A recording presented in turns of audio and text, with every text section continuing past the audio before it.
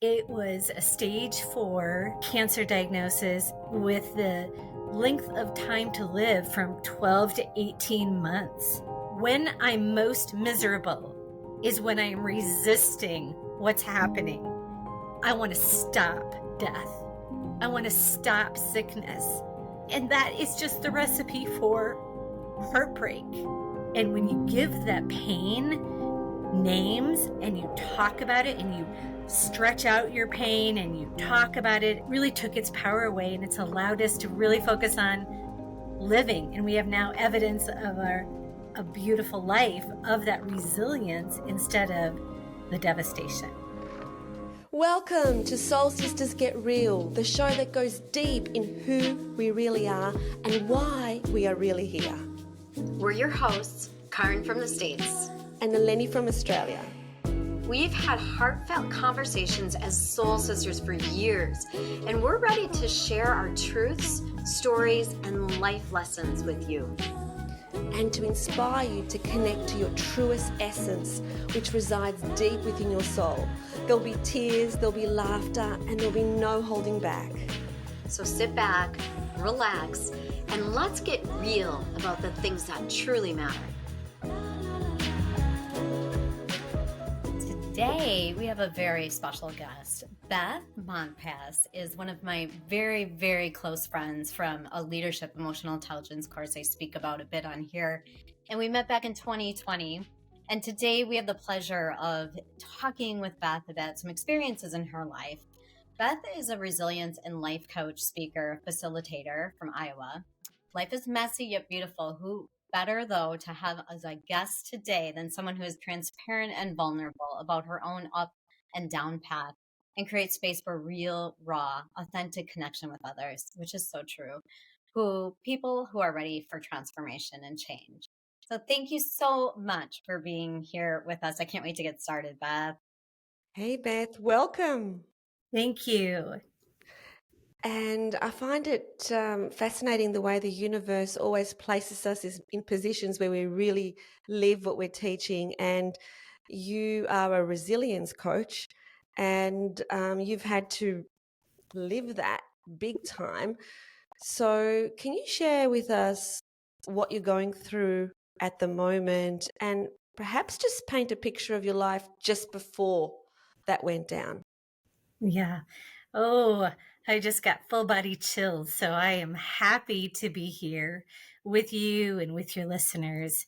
I am a coach that people hire me for energy, for my enthusiasm, for my love of life, to really energize their dreams. And how ironic that I am living loud and having, really a blessed life, like many of the listeners. And then it felt like the rug of life ripped out from underneath me. So again, a high vibe life with a business she loves, a family that is connected. I have 4 adult children. I'm married to a man who I'm deeply in love with and aligned in our values. And I would just say we were high on life for sure. And so the rug that I'm trying to give the rug a name. The rug, I don't like to give that rug the C word, the cancer word, but it was a health diagnosis that quite frankly shattered our life.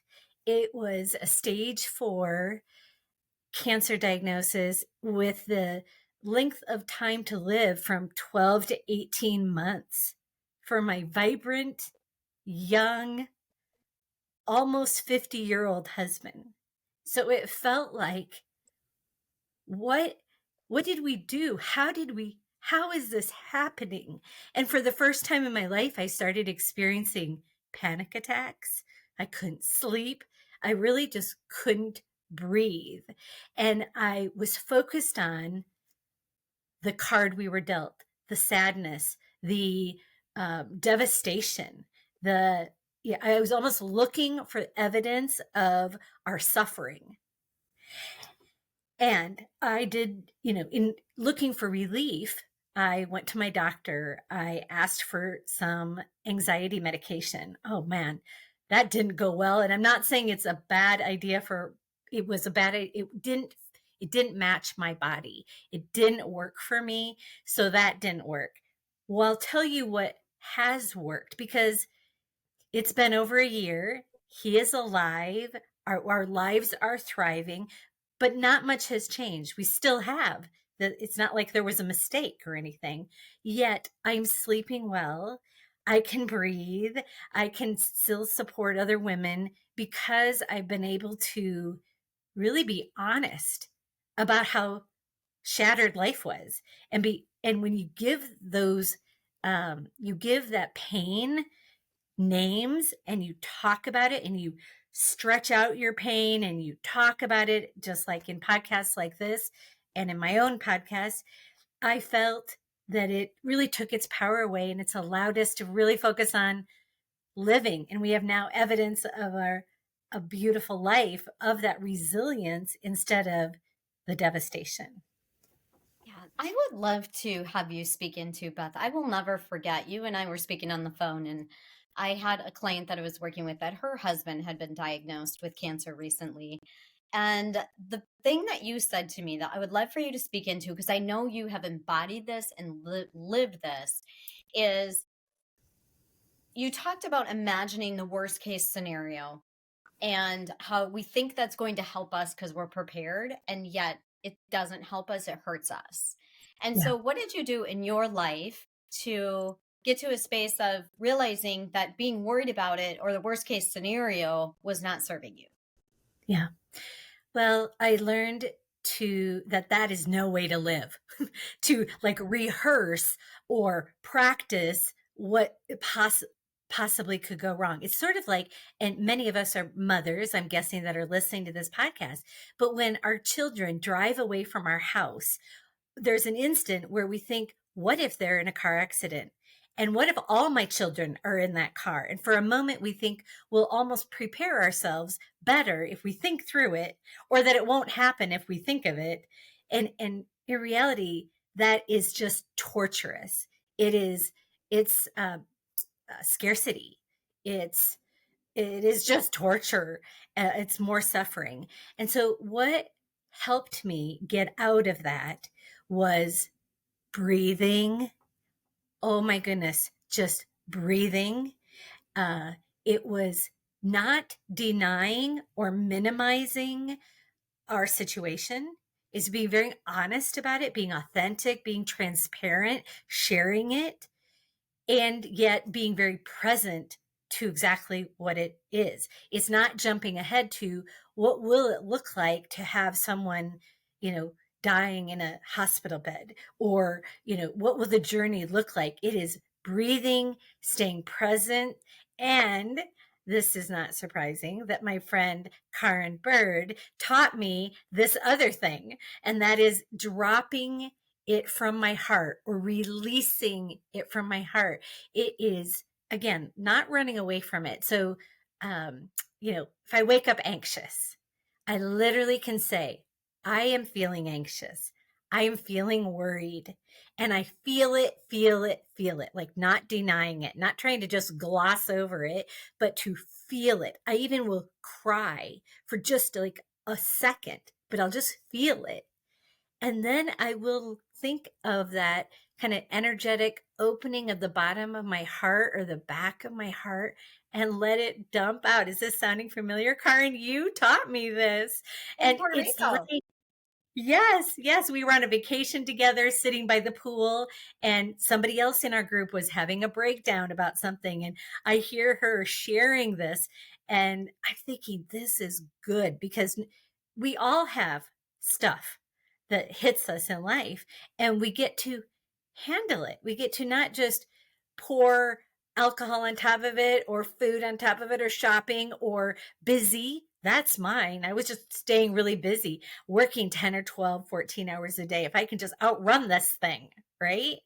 But no, it's opening up our heart after we feel it, letting it drop out, letting it go, creating that space, and then inviting in whatever it is I want to replace it with. groundedness, love, a light, golden light. When I heard you say the reason we're doing this podcast is to bring light to the world, light is my 2024 year of the word, or word of the year. And so it's filling that space in my heart with light.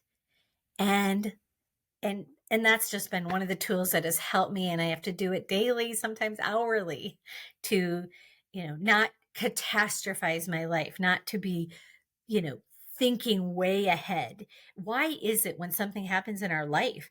I've been through divorce and my husband left me with 4 little kids. And I remember my therapist saying to me, Beth, remember today, just today. Don't think about who's going to play Santa Claus to these kids this Christmas, like in December. Think about right now and don't look too far down the road. That's what's helped me. That's what we do, right? We either live in the past or in the future, as opposed to right now. What's going on right now? We're so worried about what's going to happen next week, next month. And, at this time of the year, at the beginning of 2024, there are so many people that are wanting to know predictions for 2024.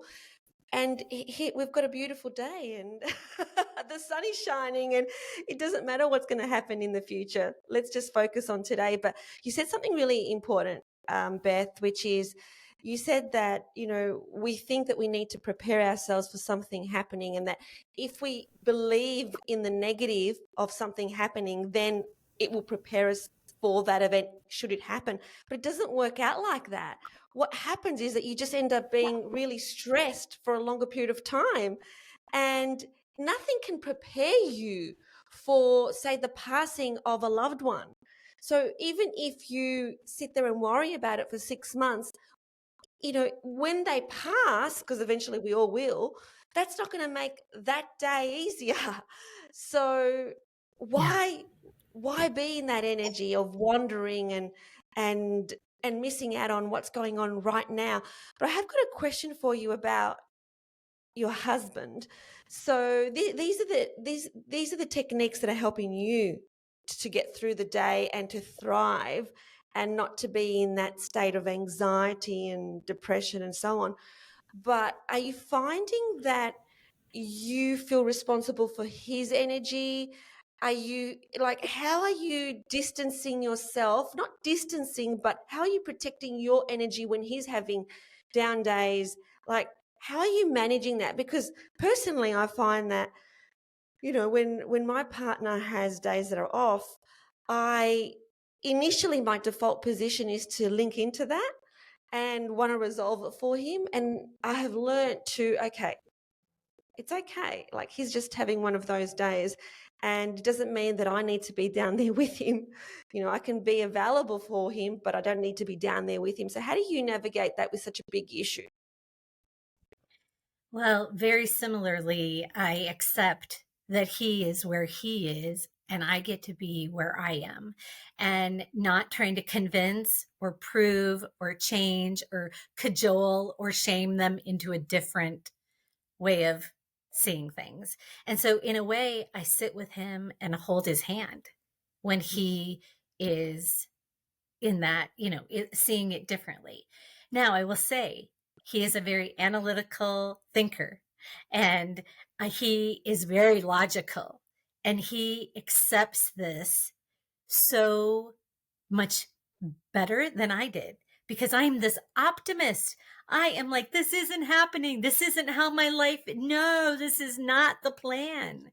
And so he is in such surrender naturally that he's been a very good teacher to me to accept when I'm most miserable is when I am resisting what's happening. I want to stop death. I want to stop sickness. I want to stop. And that is just the recipe for heartbreak. And so I can hear one of our other teammates in our group that Karin and I are in, I can hear her say, Beth, accept it, accept where you are. So if there's anything that I still want coaching on and I still get to consider, it's how to be in surrender and accept it fully and expect a miracle, right? and be in this stand for his life to live, on. And so I'm still trying to figure out how to hold those. So far I only know how to hold them individually. It isn't feel I haven't figured out how to really integrate holding both of them. But I will say, to answer your question, he if he has down days, he does them very introspectively and without me and on his own. And so I feel like we're kind of both we're staying in our own lanes of my high optimism and his realism. And that's probably why we're an awesome team too. Yes. Awesome. And I remember back to speaking about Jonathan, you at one point were in a place of feeling frustrated and down and worried, and yet you didn't want him to be more worried. And so you had to navigate your own external, the way that you handle it externally, in order to not affect him. And, as we know, like just Eleni said, is we tend to take on the negative of others, like that energy. So tell us a little bit about how you did that when you realized, hey, I get to be the cheerleader, which you're an amazing cheerleader, but as opposed to the one that's worried. Yeah. I think it's each of us staying in our strength zone and accepting the other one for who they are. And I couldn't figure out how to be a cheerleader to him because I didn't want to cry in front of him because for some reason in my mind that would make him sadder or that would affect him. Well, the cool thing is it really only affected me. And so I now show him my emotions and I share my fears and I am authentic and not trying to hide it, mask it, over cheerlead because we're just out of sync when I'm trying. Again, it's me trying to bring him over to the bright side when we get to both be where we are out of judgment, really, for each other. But Karin, how funny that you remember that even. Thank you for reminding me because it shows me our growth too. That, wow, I'm no longer in the proving place and the trying to win him over on my optimism. No, I get to hold my own and he gets to hold his. And that's how we're doing life. Yeah. And so you talk about growth, Beth. With regards to that, when you look at, your life before this event and you consider your life now, what's one thing where you've completely changed your perspective on? Hmm. Oh, goodness. I've always been so optimistic. At first, I was going to say that I used to almost track evidence for my suffering, evidence for all the wrongdoings that people have done to me, evidence of the infractions. And now I'm so focused on it's sunshiny today, kind of how you began us, and we are breathing today. And we had this holiday and we have this trip or staying very present. I am a forward thinking future girl. Like I am an entrepreneur to my heart. I want to brainstorm your big dreams and I want to plan for how to make things successful. And actually that is not being present. And so the biggest gift to me, and I didn't want it. I liked my future. I liked being the cheerleader for everyone else's dreams, but it's um, to receive is another big one. Karin and all of our group has uh, been just sharing wisdom. And when I come in breakdown and sadness and upsetness, it's being able to receive other people's love and not always be the cheerleader. I get to be cheerleaded at times. So that's been a huge gift. That and presence, I would think, are the couple of the big things I've learned. Yeah. And the presence, I want to speak into that for a moment because you told me when you were visiting this summer, you had said, we were talking about money situations and financial and abundance. And I remember you saying to me, we are focusing on the now moment and how do we spend all of our money now? and enjoy it and not worry about holding things for the future. And I thought that was so beautiful. And since then, you've been traveling, you go to see your children, you went to Disney and you took the whole family to Disney. So tell us a little bit about you how you got to the space of let's enjoy every moment and be present right here, right now.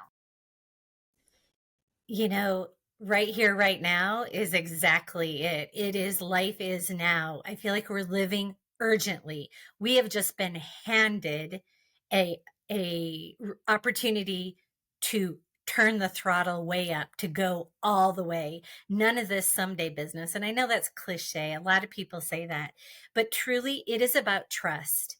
I trust that I know how to make money if I need to make money and when I need to make money. And until further notice, I am on a living, loud, boldly, generously, just wow life. And I want to teach the world to do that, not from a place of um, that you that you're irresponsible, but from a place of let's go and trust that it will be there. We don't need to look so far down the road. It comes back to the beautiful, don't look so far down and be present to now. So as a promoter, someone who is enthusiastic and energetic, it's easier for me. It's a closer reach to set worry aside and to set the planning aside, because sometimes I have some half baked ideas. And actually, that's serving me right now because I'm not looking very far. I'm going with my intuition and trusting and having big faith that life will figure itself out, and God's got this figured out. My earthly brain does not have it all in it, and that's okay. So it's trust, faith, some blind trust. Exactly. And when we talk about trust and faith, and that just links into exactly what you were saying earlier, which is about receiving, because we have to be open to receiving in order to allow ourselves to receive. And you said that I know how to make money and I can make money at any time. But one step further is I allow myself to receive money even when I'm not making money. I allow myself to receive money in ways that I can't possibly in my human mind know how this money is going to arrive and how it's going to come to me, but it just does. And so as I feel like as women, we find it difficult to receive. And this is something I've had to navigate the last 2 years. Like, how do I allow myself to receive? And it's just little things. It might be that, my son wanted to shout me lunch. And it's like, yeah, sure, honey. Of course, I would love for you to pay for lunch when I've paid for lunch every other time. And it's very hard for me to receive that kind of thing from my son. But I need to know that I'm in that spot where I allow myself to receive, because the energy of giving and receiving is exactly the same. And so, you know, when you talk about receiving, it's not just money. You've talked about receiving from your group, from the women around you, from the people around you, from your community. And so when you've put yourself in that position, Beth, where you have allowed yourself to receive when it wasn't previously comfortable to do that, and usually with women who are entrepreneurial and who are focused, it's like, I can do this myself. I don't need to receive. How did you actually, how did you actually say, no, it's okay, I will receive? And then did you find that the universe was giving you so much more because you allowed yourself to receive? And Oh, what happened? yeah, 100%. Again, we don't have to have this all planned out. God does. And I remember specifically it was planning that expensive Disney trip and saying yes to a few things that in 1 week's time, a private insurance policy, disability that we didn't even know, all the specifics of, it paid out in a big sum. Another one of our family members stepped forward and said, I know you just built this building and I want to pay for that for you. Here it was built. And so again, it's just like financially things came forward. And it was mind-blowing that in 1 week that was happening. And it isn't just about the money. It is about allowing other people the opportunity to feel good about helping. People want Mm, to rescue me. They want to get me out of my suffering, and there's not much to do, right? But what they can do is they can write a check or bring a meal or take something off my plate that to them it's a gift of me allowing them and being letting them give it to me. So it's humbling, it's a teacher. I'm still getting used to it. In fact, it's something just from your question I want to mm. keep marinating on, because I feel like there's probably more that I'm being handed that I'm not saying yes to because I don't even see it, or I'm just shutting it down and saying I've got this. So thank you for the question. So curious, who has been your greatest source of inspiration and support during your journey? Well, every month on the last day of the month, I answer 6 questions, like what was the most memorable moment and why of the month? What did I handle my time the way I wanted? Who am I grateful for? So for the last 8 or 10 years that I've been doing this, every single month I have a list of the people who I am grateful for. And you know what? It's always some of the same people.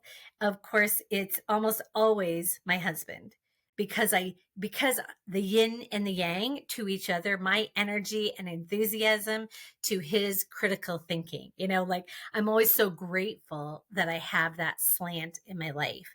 um, I have one of my daughters who she's a supporter, and she is there. She fills in for me with my work. She fills in for me almost as a mother with my other kids. And so they, those are two of the people that have been most inspiring to me, because their world isn't rocked. I know that one of my greatest gifts is this enthusiasm and cheerleader, but it's also what causes me to be off the charts excited and then plummet and be life is over, kind of sad and out and can't breathe. So extremes, the intensity is high and low. And so the people that are inspiring to me are the steady eddies. They're the anchor. They're the people that hold their posture. And those are two people in my life. Awesome. So, Beth, as you go through this journey and you look back on it, if you, what was the one thing that would have been helpful to have known earlier? What was your big aha moment? That it's not about me. That it isn't that I'm not the controller or the planner or how much I do or I don't do, my productivity or my disposition. That life is in a way kind of planned out. Not We have a lot of impact on our day or on our life, but there's so much of it that I feel like if I could just, the big learn or the big wow is just like I'm taking my shoulders, I'm pushing them back, and I'm just sinking in.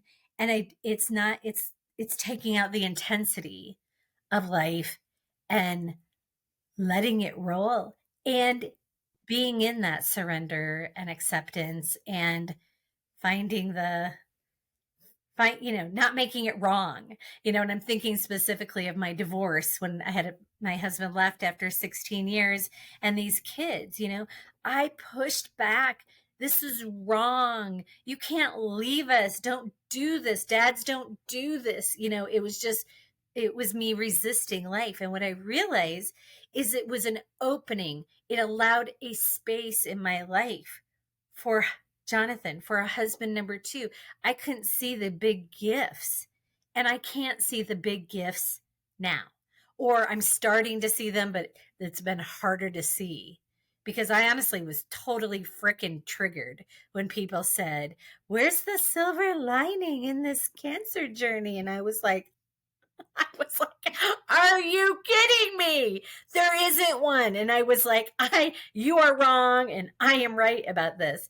And the big learn is like, just accept and trust and know the knowingness that, that life's going to roll on. And why are we so sad and upset and mad and angry about the end of our life? Like, we Mm. we celebrate this birth, and we like every birth year we're all big in celebration, and then it starts to get weird around the corner when people are coming in, you know the home stretch of life. And I think if we can change how we view death, that would be super supportive. And I would never thought I could be caught dead saying that. I never thought I would ever believe that. Yeah. Totally. Just a couple of things you said there, which is one, you said about, people were telling you, where's the silver lining? And at that point, you're like, stuff you, there is no silver lining. That's a reminder for us all to hold space when people are not at the same level of awareness that we are. And, I had to remind myself of this very recently when my partner was going through a difficult time at work, and I'm trying to point him to the silver lining like immediately. And he's like in this, but what about me? This is what I've just been through space. And so, I'm trying to hurry him along to the silver lining when it's like he got there and it didn't take long for him to get there. But initially, I just needed to just be there for him and really not say much. Just listen. Just listen. And it's difficult to do when you're at a space when you know that every single challenge and every single lesson there is something it's teaching you, so you're automatically thinking like that and you want your loved ones to also see that immediately. But there's a space where they need to do whatever they need to do. They need to grieve, they need to play a victim for a little while, and then they get out of it. So that was really important that you said that, because the other side of it is that we need to ease up when people are going through hard times and let them go through the journey at their pace. Yeah, I think of how many times I have tried to like snap my fingers to clients or my kids or my husband and say, "Hey, life is happening for you." What, like just moving right through the hardship. And so it's taught me to take that breath, to hold their hand and be right with them, meet them where they're at, and then lovingly shift or create an opening and not shove it, down their throat. Yeah. And the other thing that you said that I wanted to make note of is I've been hearing a lot lately. It's interesting you brought it up about how there are different cultures that celebrate death. And as hard as that is for me to say, knowing that my son died, uh, it is that space of that is what we are meant to do on this earth, and no one gets away without it. And so, why do we make it so hard, so difficult, and so torturous when we celebrate life, celebrating the death of it also, and that it is a new beginning and it's not the end. And as Eleni and I've talked about this many times on this podcast, it's not the end. It's a start over. It's a different world. And to celebrate death is beautiful. And when we do that, it changes the way we feel about it. Yeah. So, Yeah. I reckon one way we can do it is to talk about it differently, not to use the word death, but to say going back home. Like, imagine if our children, from the time they were born, they didn't hear the word death, but it was like when you go back home, when you go back home, because that's what it is that is effectively happening, is that we go back home when we exit from this lifetime to do whatever we need to do next. But we're so invested in the human form being here, and that anything else is tragic. I mean, how often do you hear, I just saw it on social media yesterday, taken far too early, like they're actually gone exactly when their soul wanted them to go. But who says, like, we've decided it's far too early? Their soul decided on that exit point. Yeah. Yes, and that makes me very emotional. I'm holding it now. Because the far too early is that I didn't really want to live this life without that person, right? I don't know why I'm crying. And what I know is that I'm writing the book about Josh and I and our experience, and interesting because I'm going through the draft of it. And I was reading that I didn't realize in my journals how many times I said, and maybe it was like just a handful, but still it felt like a lot, that there was this piece of me that just wanted to go be with him because I know, right? That's a beautiful place. And I know I'm going to see him again. And it's like, I didn't want to wait that long. I wanted to do it now. And I want to Yeah. see him now because he's my son. And yet I know that, in this life, in this world for a reason, and I have a big reason, and that's to help others move through what I've experienced. Uh and still, right? Like gone too soon was a phrase that I said for a very long time because for me it was too soon in my life that Yeah. he left me. Like he wasn't supposed to do that in my life. And yet when we look back, our lives go so quickly that for the rest of eternity, when I'm done in this life doing what I am here, what my soul's purpose is here to do, I get to be with him for eternity. So again, just like Beth says, taking that step back and breathing and saying, I'm going to make every single day count because for the rest of eternity, I get to be in that other world. So, yeah. Yeah. Yeah. Yeah. And going through those human emotions of, they're gone far too early is perfectly normal and perfectly natural. And of course, that's what we're going to be going through. I guess what I was saying is it like, just another perspective, just another Yeah. perspective. And that's not to discount that we have real human feelings and we don't want to be left alone and we don't want, our children to leave before us. Like that just seems like an absolute, like against nature and against travesty. But at the same time, recognizing that their soul, has chosen that point, like you said, Karen, for your soul's evolution, and what a gift he's given you, because now you're able to serve your purpose by writing the book that you're writing and serving Yeah. humanity in this incredible selfless way. Yeah. And I would even say, as I was listening to Beth speak, that there is silver lining in your child passing away. I can honestly say it's a gift, which again, my book reflects that, but it has been a gift in my life. And sometimes we receive gifts we didn't think we wanted when we received them, but they're very useful. So, yeah, for Yeah. sure. I can't wait to read that book. It's going to be awesome. And this conversation reminds me, Jonathan will often say, who says you have to live a long life to have a great life? Yeah. And it just hits me to the core because I want to yell, me, your wife. I want more years with you. And to the point of let's not fear the death piece, that my mother passed away a month before we got the month after we got the diagnosis about my husband, and again she was 78, so it felt more in the right alignment or the right order, but I feel like she is far more powerful in my life without a body. She can Yeah. be with me. She can be with my brother. She can be with each of my kids. She's everywhere and always.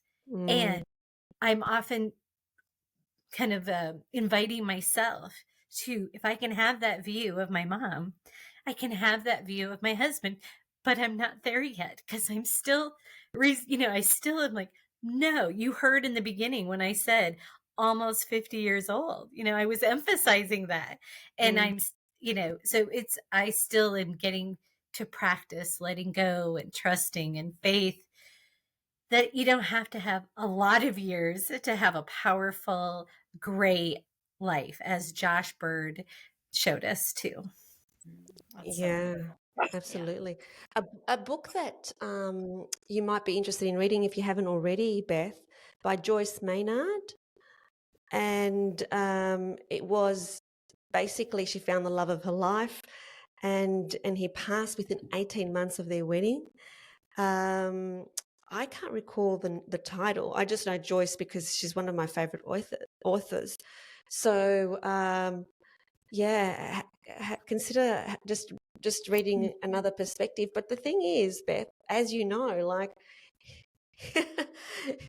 the irony and the paradox here is that you could both be here till 130.